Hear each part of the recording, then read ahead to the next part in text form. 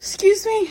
I'm going to provide some explanation as to why we don't see Latinos standing up with blacks, for blacks, in defense of blacks when this kind of shit happens, when blacks are being targeted. The primary reason is that it is in our culture to be submissive and passive and to shut the fuck up and not complain.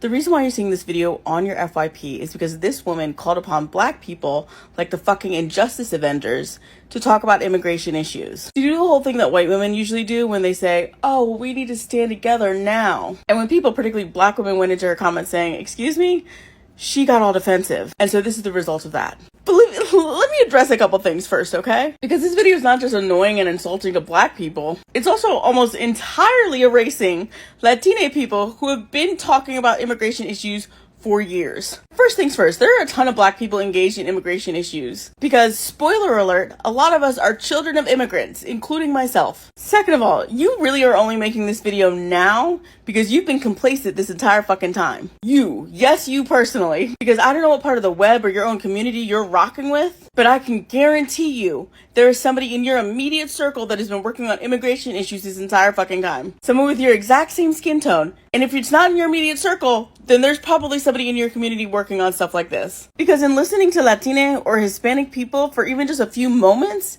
these types of issues come up because it is a part of their daily existence and how they can navigate the world around them. And I also call bullshit on that whole Latinos are so meek and mild, because if you're not trained to hear it, you wouldn't hear it. But by calling you all meek and mild and then calling upon us to be the advocates or the shields to you, what are you saying about black people and how we organize?